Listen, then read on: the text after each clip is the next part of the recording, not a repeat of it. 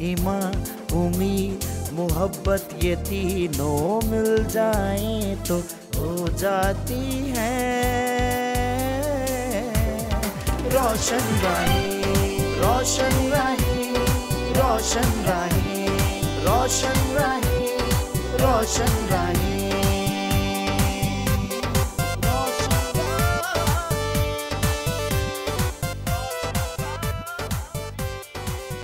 यसु के जलाली और बबरकत नाम में आप तमाम PMI टेलीविजन देखने वाले नाज़रीन को मेरी तरफ से इस्लाम। मैं हूं आपकी होस्ट फरा नईम और आप देख रहे हैं प्रोग्राम रोशन राहें। मेरे अजीज़ों, कलाम मुक़द्दस में लिखा है, दाऊद नबी कहते हैं कि मुबारक है खुदावंद जो हर रोज़ हमारा बोझ उठाता है।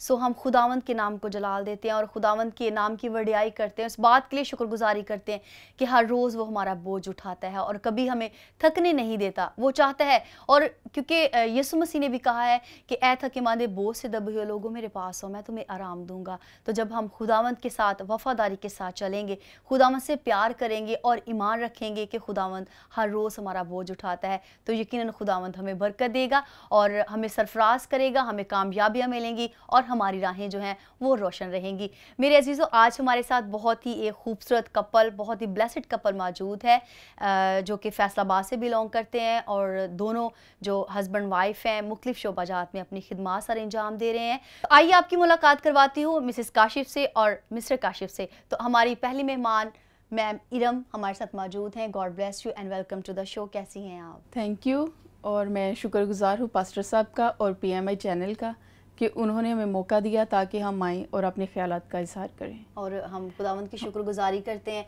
कि आप हमारे साथ मौजूद हैं और मेरा ईमान है कि आज जितने भी लोग हमें देख रहे हैं, इस प्रोग्राम को देख रहे हैं, वो यकीनन हमारी गुफ्तगू से बरकत पाएंगे। यकीनन। मैम इरम, आप टीचिंग के शोबा से बिलोंग करती हैं और ये शोबा, बहुत सारे शोबाजात और भी हैं, तो आपने इस फील्ड को ही क्यों चूज़ किया? मेरा शौक था और मुझे लगता था कि मैं अच्छे तरीके से दूसरों को गाइड कर सकती हूँ, तो इस वजह से। और मैम इरम, ये बहुत बड़ी खुदावंद की ब्लेसिंग है क्योंकि ये टीचिंग का प्रोफेशन है, ये एक्चुअली में नबियों पैगंबरों का प्रोफेशन है और ये बहुत ही ब्लेसड प्रोफेशन है जिसको आप भी मतलब इस वक्त इस फील्ड में हैं।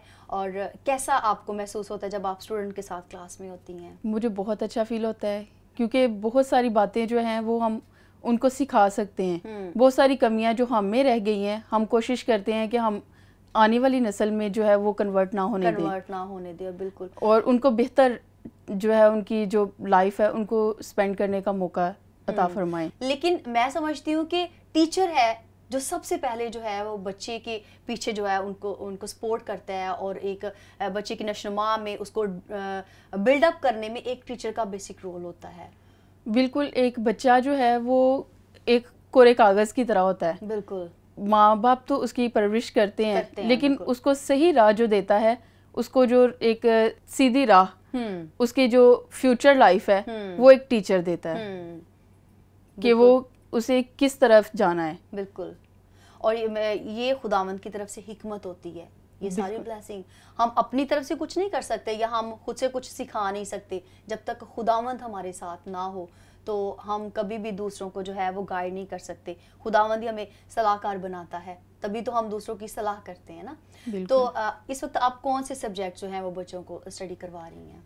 मैं अभी मेरे पास 6, 7 और 8 के बच्चे पढ़ रहे थे, पढ़ा रही हूँ उनको मैं, और उनको मैं पढ़ा रही हूँ कंप्यूटर्स और इंग्लिश, उर्दू, ये मुख्तलिफ सब्जेक्ट है, डिफरेंट सब्जेक्ट जो है वो गाइड कर रही हूँ उनको।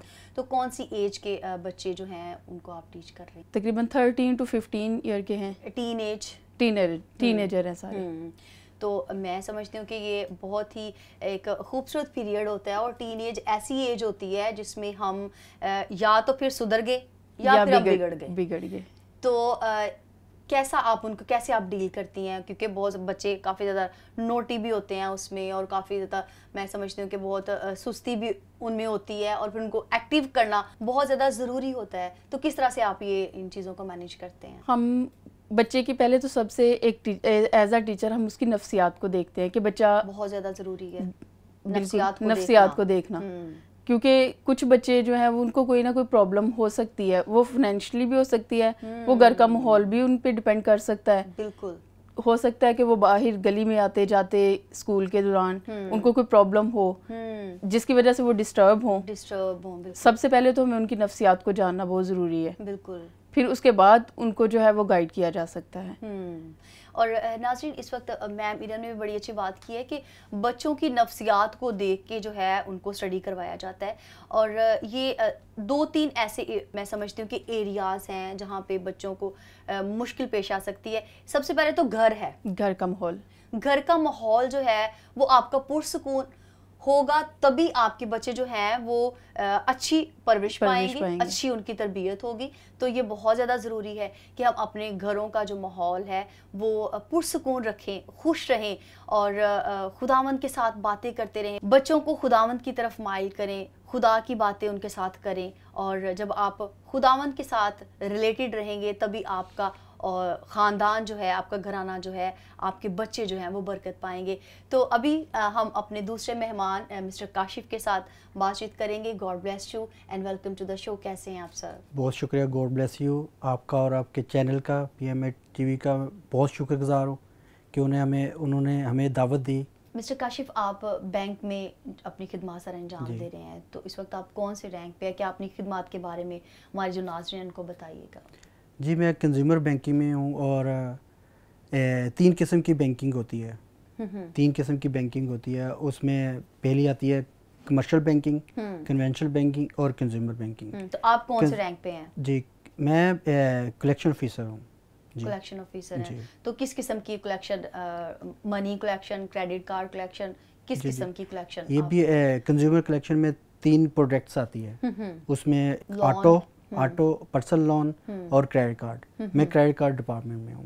क्रेडिट कार्ड कब से आप ये खिदमत सर अंजाम दे रहे हैं? 2011 से लेके अभी तक कंटिन्यू 10-12 साल हो गए। 10-12 साल से ये खुदावंद की बड़ी ब्लेसिंग है कि खुदावंद जो है वो हमें हमेशा अच्छी जगह पे रखता है। और मैं समझती हूँ कि ये बरकत उन लोगों के लिए है जो खुदावंद के साथ वफादारी के साथ चलते हैं।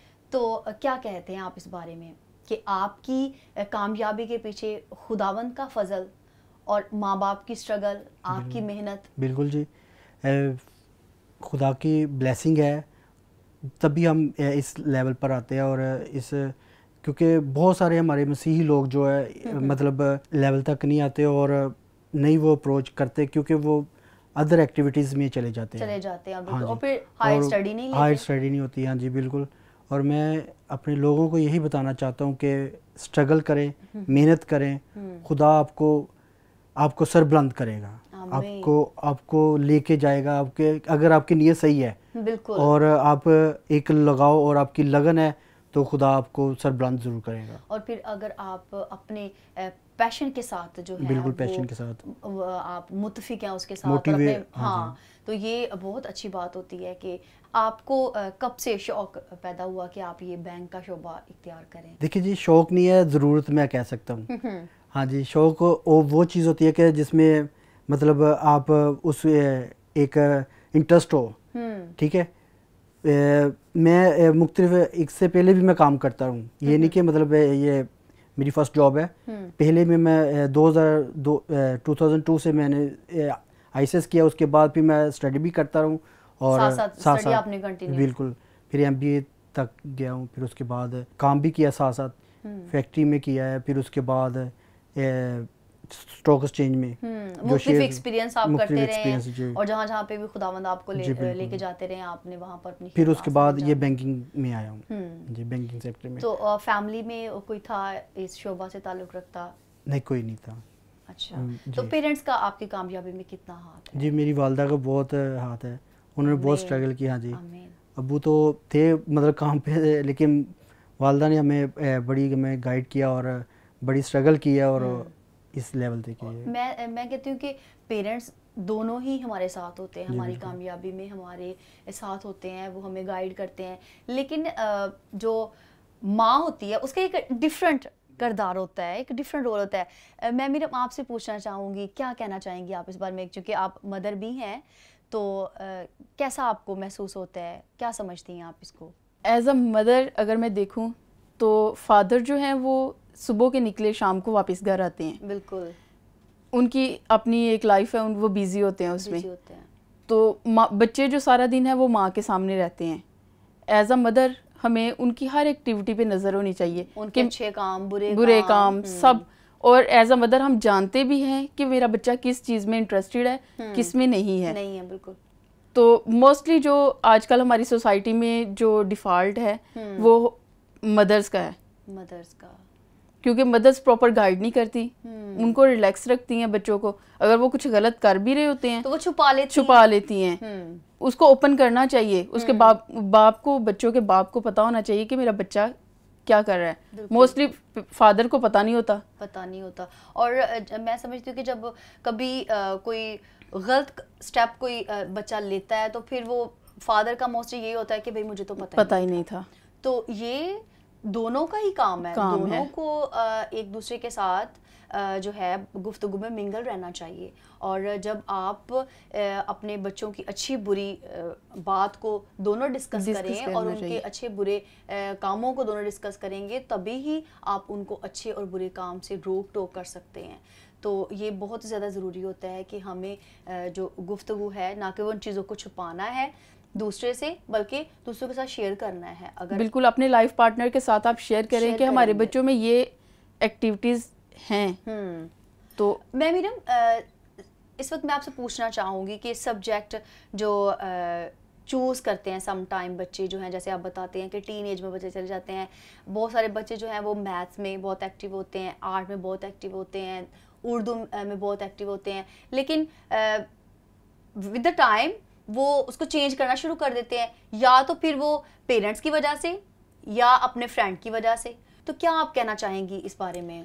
इस बारे में मैं यही कहना चाहूँगी कि बच्चे की अपनी एक चॉइस होती है, बच्चे का एक इंटरेस्ट होता है, जो उसको ग्रिप होती है, और ये गॉड गिफ्टेड होता है। बिल्कुल, कि बच्चा किस चीज़ में ज़्यादा इंटरेस्टेड है। कुछ बच्चे आर्ट में बहुत इंटरेस्ट लेते हैं, कुछ कंप्यूटर में बहुत इंटरेस्ट लेते हैं, कुछ साइंस जो है साइंस सब्जेक्ट उनमें इंटरेस्ट लेते हैं। लेकिन हमारी सोसाइटी में क्या होता है कि आपकी बड़ी बहन या आपकी फलां कज़न इस शोबा से ताल्लुक रखती है, वो डॉक्टर है, टीचर है, आपने भी यही करना है ताकि हम उनका मुकाबला कर सकें। एक्चुअली हम लोग अपने बच्चों में कंपटीशन पैदा करते हैं, ना कि उनकी जो एक्टिविटीज हैं उनको उजागर करने की बजाय, उनको करने की बजाय वो हम उनको कंपटीशन में ले आते हैं कि नहीं वो जो है वो अगर डॉक्टर है तो आपने भी डॉक्टर बनना है, ताकि उनको पता चले कि हमारे बच्चे भी ये हैं। सही बात है। तो ये ऐसा नहीं होना चाहिए। अगर आपका बच्चा आर्ट में इंटरेस्टेड है तो आप उसको आर्ट की तरफ जाने दें,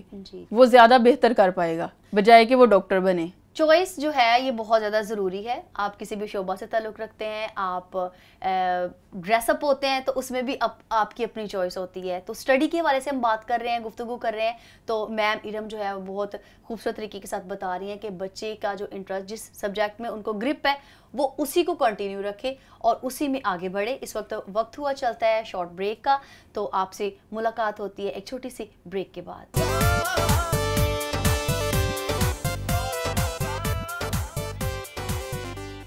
welcome back after the short break. नाज़रीन, आप देख रहे हैं प्रोग्राम रोशन राही और मैं हूं आपकी होस्ट फरा नईम।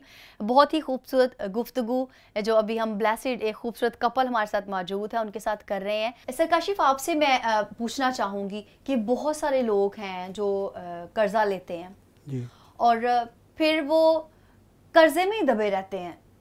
ले लिया, उसको पे कर दिया, ले लिया, पे कर दिया, ले लिया, पे। वो अपनी एक जॉब इसको या तो समझ लेते हैं या अपना एक शौक बना लेते हैं, बड़े इंटरेस्ट के साथ वो लेते हैं। तो इससे निकलने की क्या वजूहात होनी चाहिए? बहुत अच्छा आपने क्वेश्चन किया। मैं ये समझता हूँ कि हमारे मसीही बरादरी और मिडिल क्लास के लोग जो है ना, इस साइकिल से, इस जंजल से निकलते ही नहीं ना, वो कोशिश ही करते और सारी उम्र को वो कर्जा ही देते रहते हैं, इंटरेस्ट सूद देते रहते हैं। मैं इनको यही बताना चाहता हूँ कि निकलें। ठीक है, वो किस तरह से निकल सकते हैं? इस तरह से कि अगर आपको ज़रूरत है तो वो फिर ले लोन। ये हमारे लोग क्या करते हैं कि लोन लिया, वो मुकम्मल नहीं हुआ, फिर 1 साल बाद ले लिया, दोबारा फिर वो इन्हांस करवाया और वो कंटिन्यू उसको 20,000, 30,000, 40,000 में फिर फंस गए। लेकिन एक्चुअली वो लोन होता है 3 लाख 4 लाख का पीछे। ठीक है, मतलब 30,000 सैलरी है ना, तो वो 3 लाख 10 सैलरी के हिसाब से 3 लाख रुपए में बन गया, 3 लाख बन गया। वो 3 लाख का वैसे है। ठीक है, तो वो कंटिन्यू वो 3 लाख बढ़ना है, उसने कम नहीं होना। हाँ जी, हर साल उन्होंने लेना है। तो अगर आप लोगों को ज़रूरत है तो फिर लें लोन, ठीक है अच्छी चीज़, लेकिन जब आपकी ज़रूरत है तो फिर लें। अदरवाइज मतलब होता है कि मतलब ज़रूरत नहीं है फिर भी वो साल हमारे, तो जाहिर बात सेल मैन ने तो यही उनको ऑफर करनी है, ले लें सर आपका साल हो गया है, आप दोबारा कंटिन्यू कर लें, ठीक है। ये एक बहुत अच्छी ऑफर है नाज़रीन, और इससे हमें फायदा भी उठाना चाहिए, लेकिन इसके नुकसान भी तो है ना। डेफिनेटली हर चीज का नुकसान और नफा होता है। जब आप बैंक में जाते हैं, आप उनसे पूछते हैं कि हाँ भाई हमें लोन मिल सकता है, वो तो आपको ऑफर करेंगे क्योंकि उनकी एक ऑफर है, वो आपको जरूर इसके बारे में बताएंगे। उनकी जॉब है, वो तो अपने जॉब के मुताबिक चलेंगे। जो लोग लोन को लेते हैं बाद में वो अपना शौक बना लेते हैं, इजी समझते हैं वो, हालांकि ये बहुत मुश्किल काम है। समटाइम ऐसे होता है कि आपकी जो है उसको पे करने का टाइम आ चुका है, लेकिन समटाइम पैसे नहीं होते हमारे पास, तो फिर मुश्किल का सबब बनता है ना। तो क्रिसमस आया तो भी लोन लोगों ने ले लिया, कोई शादी आई तो लोन ले लिया, और बजाय कि आप इन कामों पे इसको इन्वेस्ट करें, आप जब भी लोन लें अपना कोई कारोबार शुरू करें और ज़रूरत हो, अगर जरूरत हो तो इससे बेहतर लोन, जाहिर बात वो भी तो इंस्टॉलमेंट देनी है। मैं इनको ये एडवाइस देना चाहता हूँ कि आप कमेटी डालें, ठीक है, वो उसमें इंटरेस्ट नहीं है। सही बात है। फॉर एग्जांपल आपने 10,000 की 20,000 की कमेटी है ना, वो आपको मतलब एक तो खत्म हो जाएगी, ठीक है, और दूसरी ये है कि वो उस जितने आपने देने हैं उतने ही लेने हैं, ले लेने हैं, और जो इंटरेस्ट है वो जो कर्जा है वो आपको डबल, बैंक तो जाहिर बात डबल ले रहा है, सीधी बात है। सही बात है। मैं बैंक की फेवर नहीं कर रहा हूँ, मैं आप लोगों को समझा रहा हूँ कि इन चीज़ों से निकले, क्योंकि बहुत सारे हमारी क्रिश्चियन कम्युनिटी इस वक्त हमें देख रही है, और ये बहुत फायदेमंद बातें हैं जो अभी सरकाशिफ जो है बता रहे हैं कि इससे बेहतर है कि हम कमेटी डाल लें, और अगर आपने लोन एक दफा ले लिया है तो उसको खत्म करने की कोशिश करें, उस तरफ आए, ना कि दोबारा उसको चलाएं, दोबारा लें। फिर फैसिलिटेट तो होता है, बंदा वक्ती तौर पे पैसे को एंटरटेन करता है, लेकिन वो फिर एक आपके लिए एक हैबिट बन जाती है। और खुदावंद की कलाम में लिखा है कि खुदा कहता है कि मुझे सुस्त हाथों और ढीले घुटनों से नफरत है। तो ये हमें सुस्त बना रहे हैं ना, कि हम घर में बैठे कोई बात नहीं जी, हमें बैंक में मिल जाना है, लोन मिल जाना, हमने कोई काम नहीं करना, कोई कारोबार नहीं करना, अपनी कोई जॉब नहीं करनी, ये हमारे लिए इजी वे है। बाहर के ममालिक में चलता है, सब कुछ चलता है, ये उधर से सिस्टम आया है, लेकिन वो क्या करते हैं, उसको मैच्योर करते हैं, मैच्योर करके फिर उसके बाद आगे कोई प्लान के मुताबिक चलते हैं, प्लान बनाते हैं, फिर आगे कंटिन्यू करते हैं। ये क्या है, हम लोग इस साइकिल में सारी उम्र गुजार देते हैं। सर काशिफ, आपसे पूछना चाहूंगी कि क्या इसकी कोई शराइत भी होती हैं? बिल्कुल, लोन लेने की शराइत है, डेफिनेटली बैंक ने अपनी डॉक्यूमेंटेशन करनी है, सारा कस्टमर से साइन, सिग्नेचरी और आईडी कार्ड, सैलरी स्लिप, ये सारे कुछ शराइत में आती है, ठीक है। उसके बगैर तो नहीं बैंक दे रहा, उनकी मतलब एग्री है तो तभी वो बैंक उनको लोनिंग कर रहा है। जी बिल्कुल, प्रूव करता है, फिर उसके बाद प्रोसेसिंग फीस है, सारा कुछ वो मुकम्मल करते हैं। और मैंने कई दफ़ा देखे घरों को वो जो असेस करते हैं, घरों में जा देखते हैं उनका कि कैसा उनका रहन सहन है, क्या मतलब उनकी, तो कभी आप जैसे बता रहे हैं कि आप कलेक्शन करते हैं, कलेक्शन ऑफिसर हैं आप, तो क्या कभी कोई ऐसा मौका मिला है कि घरों में जाकर भी आपने लोगों के साथ कोई ऐसा एक्सपीरियंस? बिल्कुल बहुत सारे एक्सपीरियंस हुए, और लोग बहुत मजबूर होते हैं सम टाइम, मतलब वो इंस्टॉलमेंट नहीं दे पाते और उनको देने के लिए टफ होता है। एक घर में हम गए पूरी टीम के साथ, और हमने देखा कि उसके बेटे ने लोन लिया हुआ है जी, ठीक है, बेटा भाग गया घर से, और घर वाले मजबूर है। अब घर वाले कहते हैं कि हम किधर से लोन दें, हम तो अपनी रोटी को पूरा कर रहे हैं, और वो बुजुर्ग बेचारे रोने लग गए। मतलब इन कंडीशंस में होते हैं बंदे कि ये मतलब घर से भाग जाते हैं और घर वालों को मुसीबत में डाल देते हैं अपनी ज़रूरत पूरी करने के लिए। मैं ये चाहता हूँ कि मतलब इन चीज़ों से आप निकलें, अगर आपको ज़रूरत है तो फिर आप इस चीज़ में फंसे, ठीक है। पहली बात तो फंसे ना, अगर फंस चुके हैं तो सब्र से इसको इंस्टॉलमेंट को पे करें, ठीक है। और ये ज़रूरी है क्योंकि आपने लिया हुआ है, और टाइमली दे। और एक और चीज़ बताऊँ कि चार्जेस है इसके, और अच्छे खासे चार्जेस है। सही। जो पर्सनल लोन है वो तकरीबन 30 to 40% ऊपर ले रहा है मार्कअप, 30 to 40% मार्कअप ले रहा है, और जो क्रेडिट कार्ड इस तरह से 30 to 40% मार्कअप ले रहा है। इसी तरह से मतलब 1 लाख के अगेंस्ट साल में 40%, मतलब 40,000 ऊपर दे रहे हैं आप। तो इससे बचें आप। मतलब अगर आप, मैं आपको डरा नहीं रहा हूँ, मतलब हकीकत बता रहा हूँ, मतलब बैंक नहीं बताता, वो तो कहते हैं कि हमारी सेल्स हो रही है, ठीक है आप करें। हाँ जी, उनको फायदा पहुंच रहा है। हाँ जी, फायदा पहुंच रहा है। अगर आप बिल्कुल मजबूर है, फिर आप इस चीज़ में आए और लें, ठीक है, आपकी ज़रूरत पूरी हो रही है, लेकिन इसको आप बार बार कह रहा हूँ हैबिट ना बनाएं, अपनी आदत ना बनाएं कि बार बार वो ही चीज़ को रिपीट करते रहें, और वो जिसकी वजह से आप एक दलदल में फंस रहे हैं। बिल्कुल। इसे बाहर निकलने की कोशिश करना है, क्योंकि कर्ज जो है ये एक, मैं समझती हूँ कि कर्ज है, ये लानत, बोझ है। हाँ जी, एक बोझ है, ये कह सकते हैं आप, लानत कह सकते हैं, बिल्कुल। हाँ, तो मैं समझती हूँ कि इसे निकलना चाहिए। अगर जैसे अभी सर बता रहे हैं कि स्टोरी कि वो बेटे ने लिया, लेकिन फंसा कौन? बाप। परेशानी जो है वो पेरेंट्स के लिए बन जाती है। नौजवान जो नस्ल है, नौजवान बच्चे जो हैं, स्पेशली जो लड़के हैं, वो कह देते हैं कि हमने ये कारोबार शुरू करना है, हमने ये काम करना है, हमने ये मोबाइल खरीदना है।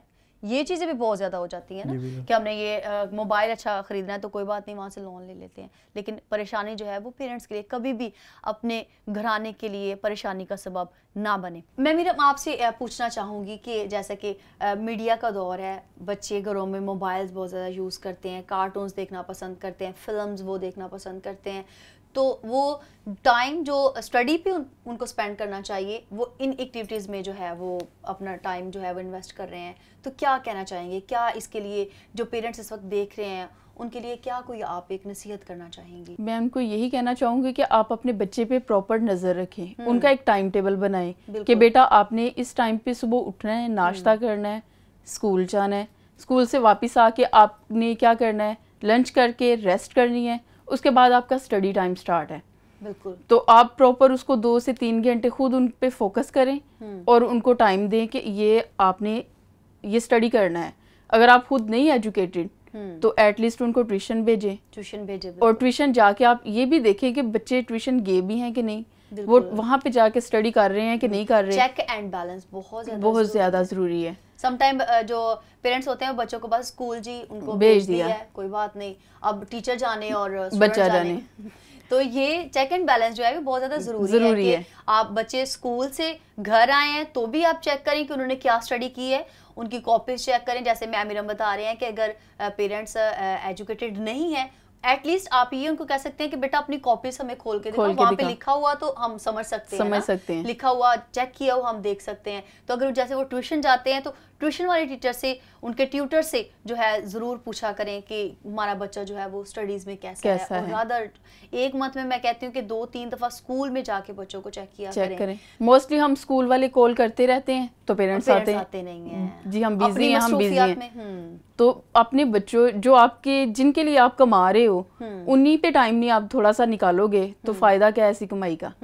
तो आपको चाहिए कि आप जब कॉल की जाती है टीचर की तरफ से तो आप फ़ौरन से पहले अपना सारा काम छोड़ के पहले उनकी बात सुने।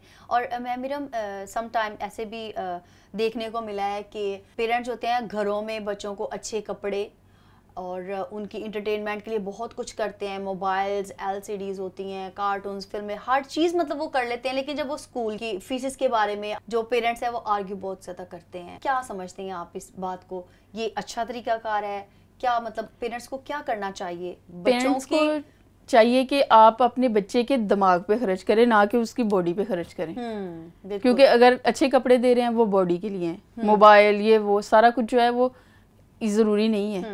उनके दिमाग पे खर्च करें ताकि वो आपको जो है वो सुकून की ज़िंदगी दे सकें। बिल्कुल, वो खुद भी बेहतर होंगे और आपको भी बेहतरीन बनाएंगे। बिल्कुल सही बात है। तो इसलिए बेहतर है कि आप अपने बच्चे के दिमाग पे इन्वेस्टमेंट करें। बिल्कुल, उनको कॉपीज, पेंसिल, मोस्टली बच्चे ऐसे होते हैं टीचर्स उनको बोल बोल के थक जाते हैं कि बेटा आप ये बुक लें, आप ये कॉपी लें, तो उनका आगे से रिप्लाई ये होता है मामा नहीं लेके दे रही, बाबा नहीं लेके दे रहे। तो ये फॉल्ट तो पेरेंट्स का हो गया, पेरेंट्स का होता है। बिल्कुल, बच्चे डेफिनेटली जाके घर बोलते हैं कि हमें इस चीज़ की ज़रूरत है, हमें लेके दें। क्योंकि बच्चे शाय फील करते हैं क्लास में जब उनको बोला जाता है आपके पास ये चीज़ सारे स्टूडेंट्स के सामने कि ये आपके पास क्यों नहीं है, तो वो जाके बोलते हैं कि हमें ये चीज़ की ज़रूरत है। तो यहाँ पे फॉल्ट पेरेंट्स का आता है कि जैसे आप उनकी जिस्मानी ज़रूरियात, ये जिस्मानी ज़रूरियात है ना, ये ड्रेसअप, अच्छा ड्रेसअप होना, उनके पास अच्छे मोबाइल हो उनके पास, और घर में अच्छी चीज़ें हों, खाने पीने की अच्छी चीज़ें हों, लेकिन जो स्टडी है उस पर बहुत कम फोकस कर रहे हैं। सर काशिफ, इस वक्त जो नाजरीन आपको देख रहे हैं, बहुत सारे नौजवान आपको देख रहे हैं, क्या मैसेज आप उनको देना चाहेंगे? जी, बैंकिंग लाइन से हट के मैं एक अपनी जनरेशन को, अपने मसीही लोगों को आपको बताना चाहता हूँ कि a man can not be defeated. इंसान उस वक्त तक नहीं हारता जब तक वो खुद ना हार जाए। तो मैं ये कहना चाहता हूँ कि अपनी ज़िंदगी में, अपनी लाइफ में स्ट्रगल करते जाएं। और खुदा के कलाम में भी यही है कि पौलुस रसूल कहता है कि मैं अच्छी दौड़ चुका। तो हमें इससे सबक लेना चाहिए कि हमें भी दौड़ना है, ठीक है। अपनी जब तक हम ज़िंदगी में ज़िंदा है तो हमें दौड़ते रहना चाहिए, रन करते रहना चाहिए। खुदा हमें सर बुलंद करता है और हमें ब्लेस करता है ताकि हम ब्लेसिंग लें और अपनी ज़िंदगी में मेहनत करें, स्ट्रगल करें और दौड़ें। खुदा के नाम में हम सरफराज हों ताकि हम स्ट्रगल करें और कंटिन्यू चलते जाएं। आमीन।